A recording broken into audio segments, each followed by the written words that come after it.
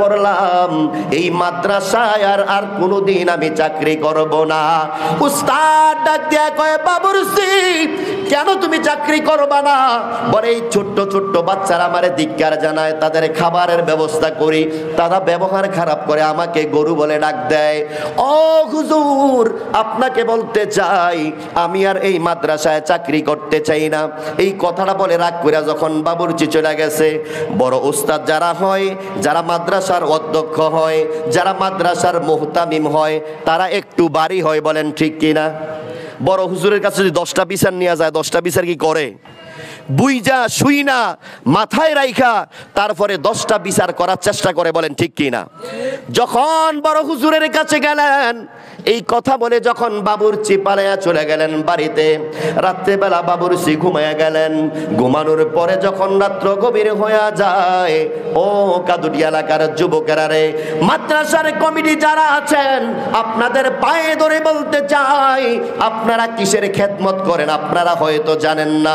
এই মাদ্রাসায় খেদমত করলে কি হয়, আজকে ওয়াজিনে কেরামরা আপনাদেরকে বলবে মাদ্রাসার একটা চাকর বাকরের কত দাম, একজন খাদেমের কত দাম। বাবুর্চি যখন রাগ কইরা চলে গেলেন, ঘরে যায় ঘুমাইলেন। গভীর রজনীতে বাবুর্চি স্বপ্নে দেখে এই দুনিয়াটা কিয়ামত হয়ে গেছে, কন্যা আল্লাহু আকবার। বাবুর্চি দেখে দুনিয়া কিয়ামত হয়ে গেল। দুনিয়া কিয়ামত হয়ে যাওয়ার পর যখন পুলসেরাত পাড়ি দিতে সব মানুষগুলো চলে গেছে, দেখে সারা দুনিয়ার মানুষগুলি পুলসেরাতের পাড়ের মধ্যে অবস্থান করে, বাবুর্চি ওই জায়গার মধ্যে অবস্থান করতেছে।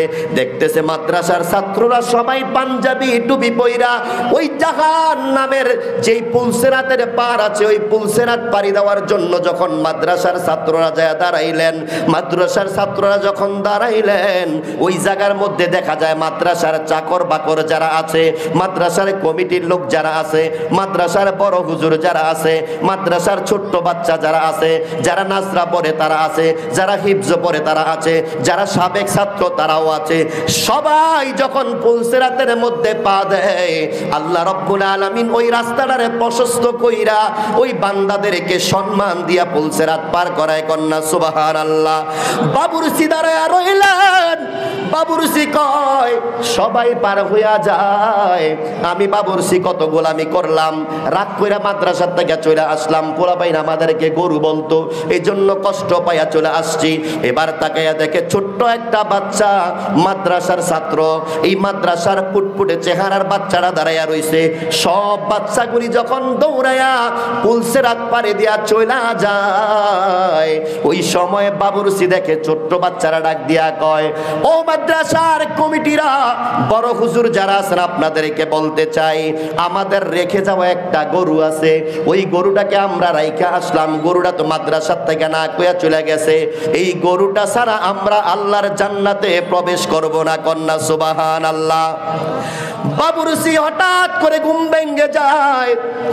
ঘুম ভাঙার পরে রাত্র যখন 3টা বাজে, বড় হুজুরের মুহতামিমের দরজার মধ্যে আইসা টোক্কা দেয়, হুজুর আমি ভুল কইরা চলে গেলাম, আমি এতদিন না যাই না চাকরি করছি, এখন যাই না চাকরি করতে চাই।